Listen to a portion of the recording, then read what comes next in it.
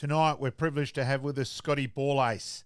Of course, he's the man who actually won Brisbane the flag, but Scotty started off at Norwood, 98 to 2009, 177 games for Norwood, 169 games, debuted against South, Nord Life member, best and fairest 2004-2006, Foss Williams medal in 2005, advertised the team of the year 2002, 2004, 2005, couple of state games, state captain in 2006, and of course the McCallum medal in 97. Also been involved with Brisbane to his immense credit since 2012 in a variety of roles, mainly the development area, but we'll cover all of that. Welcome aboard, Borlace. How are you, mate? Thanks for having me, guys. How are you? Absolute pleasure, mate. Like we do with most of our guests, and we sort of like to get a bit of a background info as to where you started your sort of juniors and, you know, school footy and bits and pieces like that, and we'll go from there. Yeah, absolutely.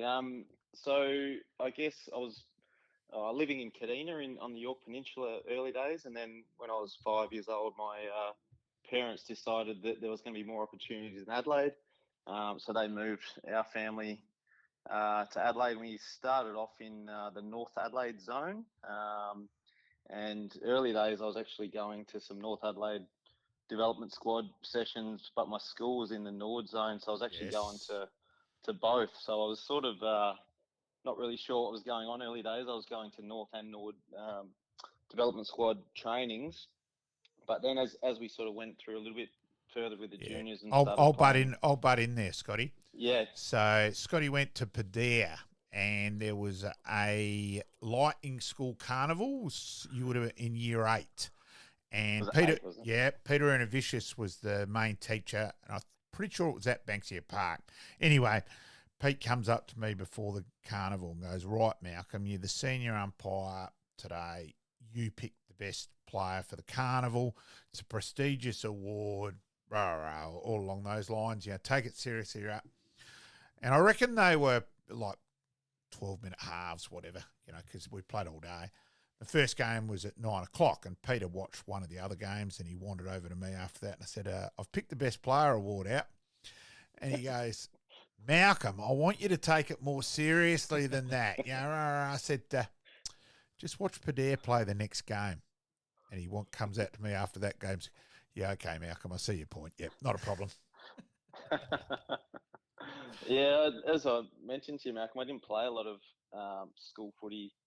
Obviously, Padare not being in the private school system as such, and I did have opportunities to potentially go to some of the bigger private schools, but for me, that was going to take away that ability to play for Norwood. So I made the choice to stay at Padare, which was a great school, and it meant that I could, you know, rather than play school footy, I could play my footy at Norwood growing up.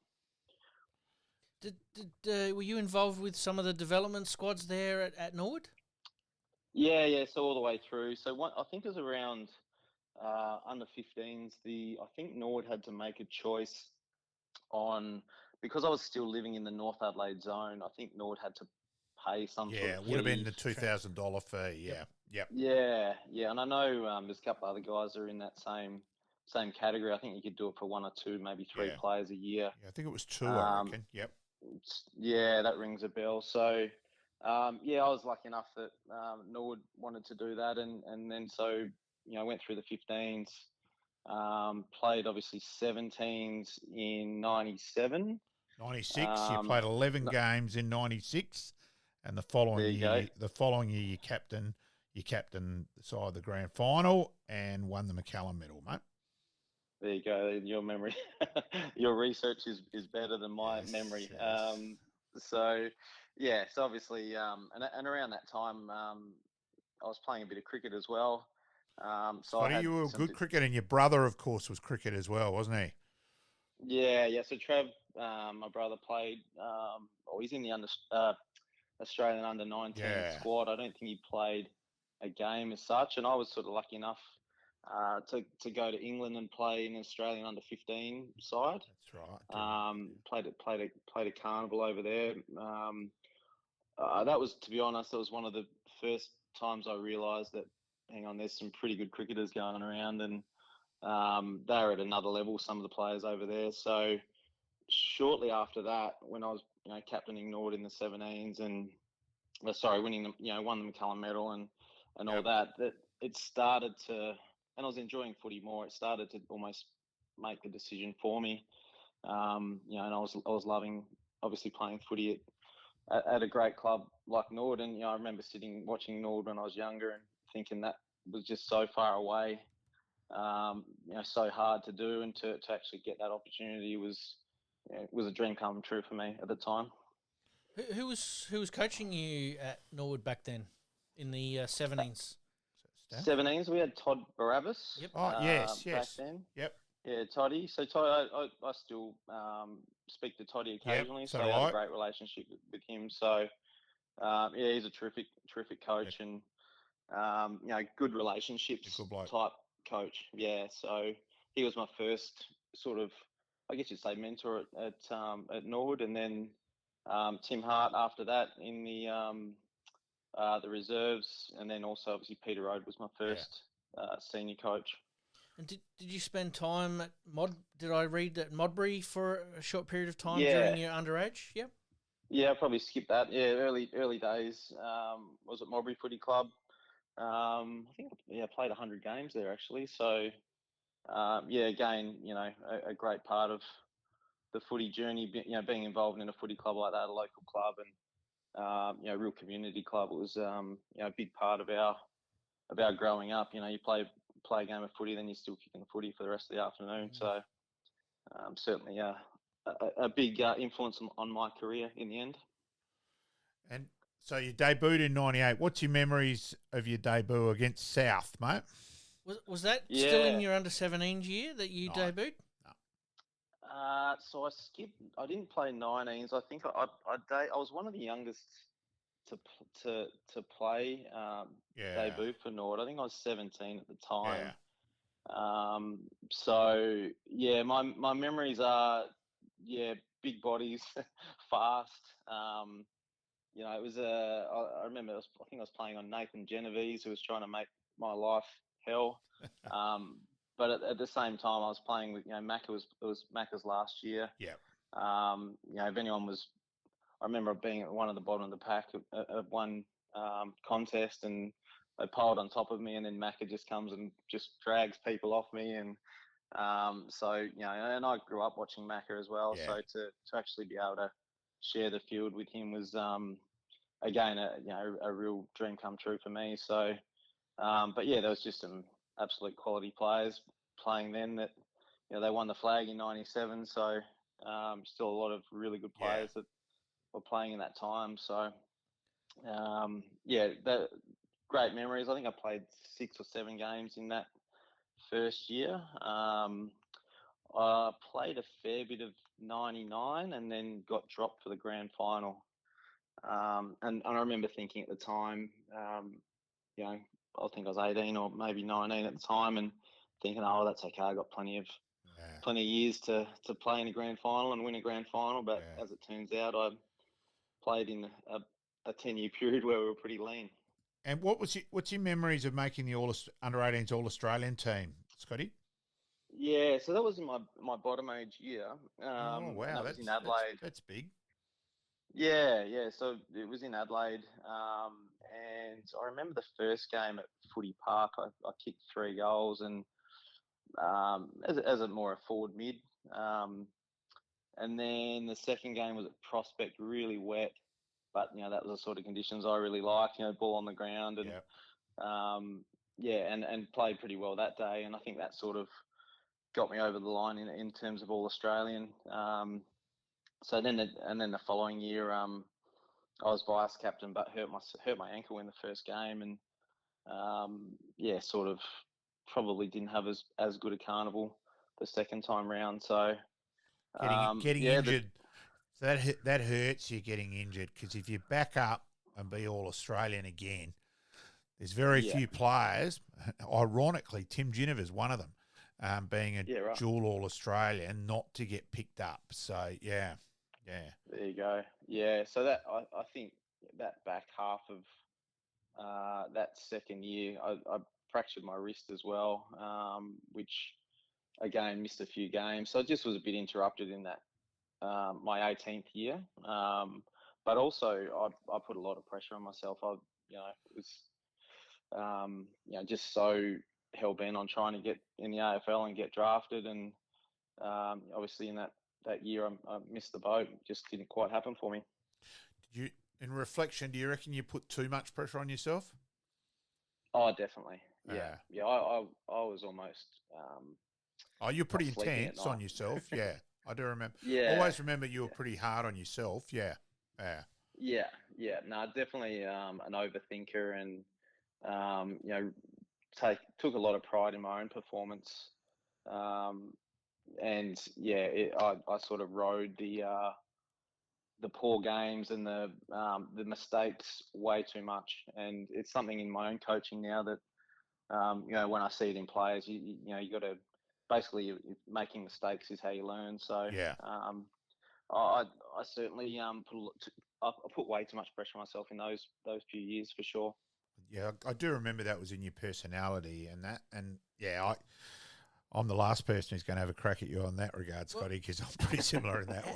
How do you obviously talked about that. How do you, I suppose, come to terms with that, in that it was a little bit of a lean time for Norwood, so the results probably weren't going your way, but you were still trying to obviously be perfect yourself, so to speak. Yeah, I think the dream to get drafted was still well and truly strong. So I, and again, sometimes to my detriment, but I was very strict on how I prepared, and almost I feel on reflection now I was probably a selfish player early on, in terms of I was so hell bent on my own performances.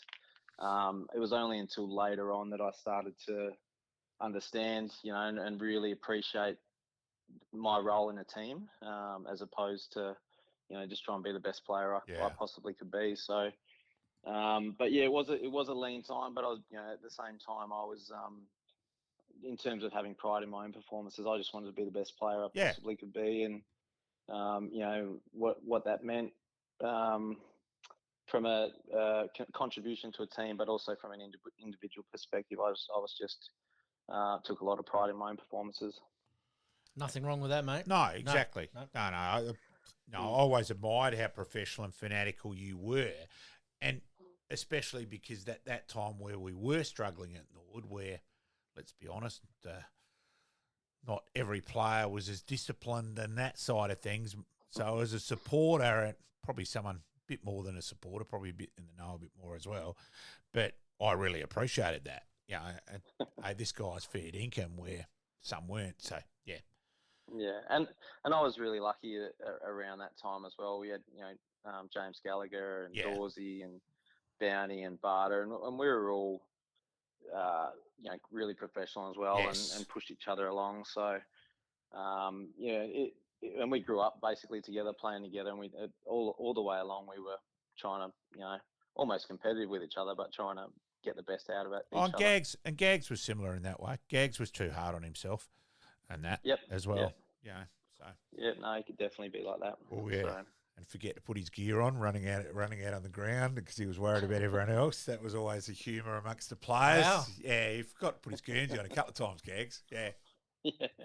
But I mean, that's the beauty of Gags. He had that professionalism, but he also had that ability to care wholeheartily about the team as well. So, I admired Gags for that.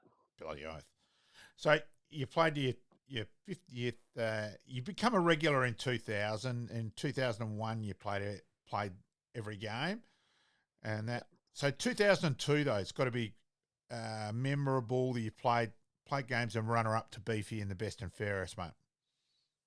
Yeah, no, again, that was probably when I started to be more consistent as a player and start to feel like I belonged at the level. It took a little while just to get the confidence and the maturity to be able to compete week in, week out. Sometimes you can play a good game when you're young, but to have that consistency to back up each week is a little bit more difficult. And I sort of just worked out what I needed to do to be a consistent player that year. So, I really enjoyed that year with Beefy, and we worked really well together in the the midfield. So, and I learned a lot from Brett James as a player and as a person as well. Yep. So just go through some of the players that you played through back in that era. You've already mentioned that Macca was there, Gags was there. Who else was sort of floating about there that you were able to, I suppose, model your game on, and who did you model your game on initially at Norwood? Yeah, well, at the very start, Anthony Harvey was one that I looked up to, and even at training, tried to, because he was very professional, super hard runner. Yep. So we used to do these circle work drills where, you pair up and try and, it's basically running in pairs, and it's a conditioning drill as well. But I always tried to pair up with him and just see where he ran and how hard he ran. And but he was one that, he was a super player that. Great player, Sir Anthony. Yeah. Yeah. At different times had injury concerns, but he was definitely one early days that I really looked up to in terms of the way that he went about it. I mentioned Brett James. He's obviously a star for us, and super clean and good with his hands and smart, which again, just learned so much from him. But then it was all the guys that and some of the guys that I'm really close with now. I mentioned Dawsey, Bounty, Stewie Bound, Bartamucci, Nick Fosdyke early days. Yep. Diagon later on. So there's quite a few that that we're still good mates with, actually. Oh, well, that's 3 we've got out of that group on the show. There's Yep. still a few more. Yep. You might gather the show does have a Nord flavour at times, but Scotty, because that's who everyone I know, that sort of thing. So, being Port Power, you got rookie listed by Port in 2003. And also you're unlucky you got injured during that year, but what was that experience like at Port? Did you think you were a chance with them at any time in 03? Well, early in the year, I was actually going pretty well and playing pretty well, and Josh Franco did his knee early on, and there was some talk that maybe they would promote me from the rookie list at the time to potentially get a game. But the team at the time at Port was just unbelievable as well. I think they ended up losing the prelim, but it was a great team. I learned a lot in terms of. I actually learned a lot about myself, to be honest. It was a year that I feel in some ways I wasted in terms of I trained scared. And again, maybe the coaches had a little bit to do with it, but I was just so frightened of making mistakes. So I think that in hindsight, if I had the opportunity again, I would just be more fearless and just try things at training and have a bit more of a crack. Because I was sort of you think if there's a lane or a line, you sneak to the back and all that sort of stuff. So that was probably my biggest regret from that particular year. And even though I felt once the games started, I could compete and challenge against those guys. I just don't think I gave myself the best opportunity for that year. And again, I mentioned before in terms of my own coaching now, and we encourage our players to make mistakes and have a crack and try things, because that's the way that you get better and that's the way that you improve and learn. So it's funny, you're probably in analysing yourself, you've then learned a lot of coaching lessons from that. Right, I didn't do that as well as I could, right? So I want to make sure my guys now at Brisbane, and a massive credit to you that you've been at Brisbane as long as Blue, since days of our lives has been on air, since 2012, mate. It's an incredible effort. We'll keep going with that. But it's obvious there that you apply a lot of your own experiences and learnings to then teach. Yeah. That perfection, that perfectionism. And I think development coaching is just such an important role at an AFL club I always find it amusing where people just immediately just look back at past drafts and cane the clubs, you didn't draft well. Hang on, that also may have been not good enough development coaching as well to get that person to get to the best of their potential and ability. So, I'm red hot on that. So. Liking this podcast? Please like, rate, and subscribe.